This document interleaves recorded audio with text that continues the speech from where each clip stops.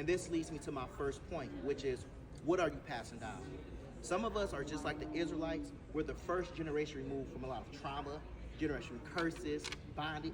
And just like they had the responsibility of sharing how God delivered them out of exile to freedom, we have the same responsibility to share our testimonies and pass down the confident hope of Jesus to those coming after us.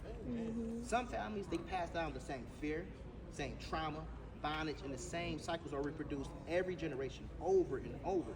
But part of the commandment God gave regarding this festival was for them to remember how he delivered them. So the question becomes, what will you pass down to your children?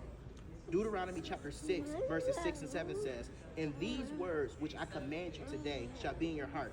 You shall teach them diligently to your children, and shall talk of them when you sit in your house, when you walk by the way, when you lie down, and when you raise up."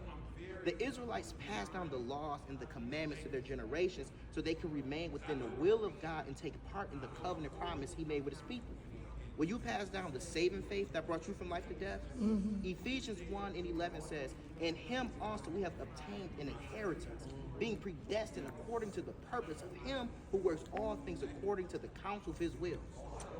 Because of what Jesus did, we now have an inheritance, and we share our faith with our children, and we raise them up in the way they should go. In doing this, we're positioning them to receive that inheritance as well.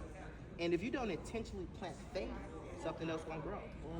And I also believe it's important that we remember what God did for us because it shapes how we live.